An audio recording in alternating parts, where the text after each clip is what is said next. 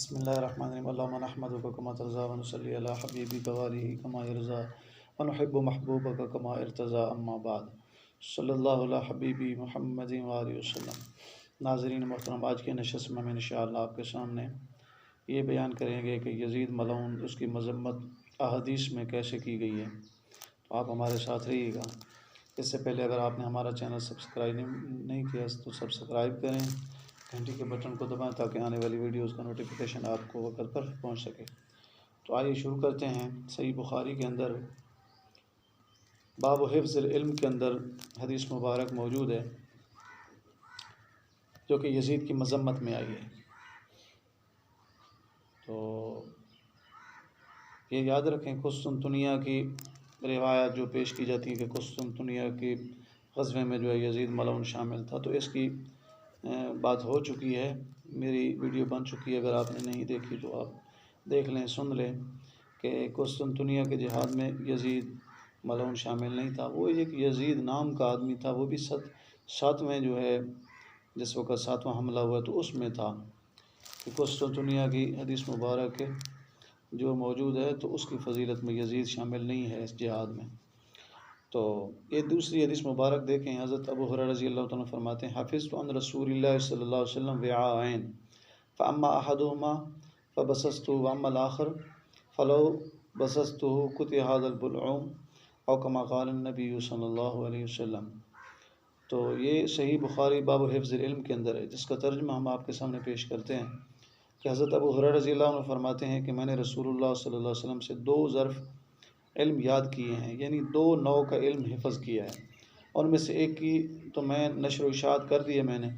اور جو دوسرے کی اشاعت کروں تو یہ نرخرہ کاٹ ڈالا جائے، قطع هذا البلعوم۔ تو یہ دوسری نوع کا علم جس کی نشر و اشاعت حضرت ابو ہریرہ رضی اللہ عنہ نے یہ کہہ کر گریز فرمایا کہ وہ اگر زبان پر لاؤں تو یہ سر قلم کر دیا جائے، یہ کیا تھا؟ اس کے بارے میں 2 قول ہیں،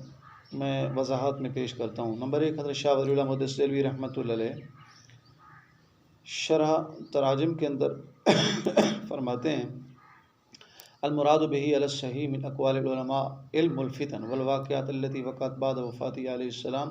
من شہادت عثمان و شہادت الحسین علیہ السلام وغیر ذالک۔ تو جس کا ترجمہ یہ ہے کہ اقوال علماء میں سے صحیح قول کے مطابق اس سے مراد ان فتن واقعات کا علم ہے جو حضرت ابو ہریرہ رضی اللہ عنہ فرما رہے ہیں، جو حضرت صلی اللہ علیہ وسلم کی وفات کے بعد وقوع پذیر ہوئے، جیسے حضرت عثمان غنی رضی اللہ عنہ کی شہادت، حضرت امام علی مقام علیہ السلام کی شہادت وغیرہ کے واقعات ہیں۔ حضرت ابو ہریرہ رضی اللہ عنہ ان واقعات کے افشا کرنے اور ان فتنہ گروں کے ناموں کے بتانے سے اس لیے ڈرتے تھے کہیں بنی امیہ کے لونڈے اور ان کی نوخیز نسل ان سے برہم ہو کر ان کو قتل نہ کر ڈالیں۔ یہ شاہ ولی اللہ محدث رحمۃ اللہ آخر میں لکھا ہے نا، وتعین اسماء اصحابیہ من غلمان بنی امیہ و فتیاتہم۔ شرح تراجم ابواب البخاری کے اندر جو ہے یہ حضرت شاہ ولی اللہ محدث رحمۃ اللہ فرماتے ہیں کہ حضرت ابو ہریرہ رضی اللہ تعالیٰ عنہ دوسری قسم کا علم جو ہے اس لیے نشر نہیں فرماتے تھے کہیں بنی امیہ کے لونڈے ان کی نوخیز نسل جو ہے اس سے برہم ہو کر ان کو قتل کر نہ ڈالے۔ تو اس سے بھی یزید کی مذمت معلوم ہوتی ہے۔ اور پھر علامہ ابن تیمیہ منہاج السنہ میں رقم تراز ہیں، فرماتے ہیں حضرت ابو ہریرہ رضی اللہ عنہ غزوہ خیبر کے سال اسلام لائے ہیں، اس لیے ان کو 4 سال سے کم حضرت صلی اللہ علیہ وسلم کی صحبت میں رہنے کا موقع ملا ہے، 4 سال سے بھی کم۔ وابو ہریرہ اسلم عام خیبر فلم یصحب النبی صلی اللہ علیہ وسلم الا اقل من 4 سنین۔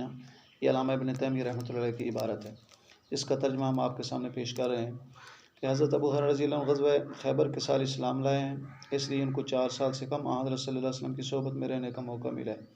حضرت ابو ہریرہ رضی اللہ تعالیٰ عنہ کے اس ظرف تھیلے میں علم دین، علم ایمان، امر و نہی کی کوئی چیز نہیں تھی، اس میں تو صرف آئندہ ہونے والے واقعات کی خبریں تھیں، مثلا ان فتنوں کا بیان تھا جو آگے چل کر مسلمانوں میں برپا ہوئے، جیسے جنگ جمل ہے، جنگ صفین ہے، تو اور حضرت عبداللہ بن زبیر رضی اللہ عنہ کی شہادت کا بیان ہے، اسی قسم کے واقعات ہیں۔ تو یہ حضرت علامہ ابن تیمیہ رحمۃ اللہ علیہ نے لکھا ہے۔ تو معلوم کیا ہوا کہ یزید کی مذمت تو بخاری شریف کی حدیث مبارک کے اندر بھی ہے، مزید بھی ہم آپ کے سامنے احادیث ایسی بیان کریں گے اگلی آنے والی نشستوں میں کہ اس یزید ملعون اور اس جو ہے جہنمی کی مذمت کیسے کی گئی ہے، اس کی کوئی بخشش کوئی نہیں ہے۔ میرا عقیدہ ہے، میرے اسلاف کا اکابر کا عقیدہ ہے کہ اس یزید ملعون کی کوئی بخشش نہیں ہے، اس کے حامیوں اور اس کی ٹیم کی بھی کوئی بخشش نہیں ہے۔ دعا ہے کہ اللہ تعالیٰ میرا آپ کا حامی و ناصر ہو اور اس قسم کے فتنوں سے اللہ تعالیٰ مجھے آپ کو محفوظ فرمائے۔ آخر دعوانا الحمدللہ رب العالمین۔ آخر میں گزارش یہ ہے کہ آپ ہماری ویڈیوز کو بادب ملاحظہ کیجیے گا اور توجہ کے ساتھ سماعت کیجیے گا، اور اس کے ساتھ ساتھ ہمارے چینل کو آپ سبسکرائب نہیں کر رہے، جو بھی میرے اس چینل پر آئیں تو پلیز وہ ہمارے چینل کو سبسکرائب ضرور کریں اور سبسکرائب کے ساتھ آل پریس کریں تاکہ آنے والی ویڈیوز کا نوٹیفیکیشن آپ کو وقت پر پہنچ سکے۔ ویڈیو کو اگر پسند آئے تو لائک کریں، شیئر کریں اس ویڈیو کو اپنے واٹس ایپ گروپ میں، دوسرے گروپوں میں، اور اس کے ساتھ ساتھ جو ہے مزید کوئی اگر آپ مسائل کی عقائد کے حوالے سے قرآن مجید کی کچھ آیات کے ترجمے یہ آپ کچھ ویڈیوز ایسے بنوانا چاہتے ہیں کہ ان موضوعات پر بنائی جائیں تو آپ کمنٹس میں ضرور بتلائیے گا۔ السلام علیکم ورحمۃ اللہ وبرکاتہ۔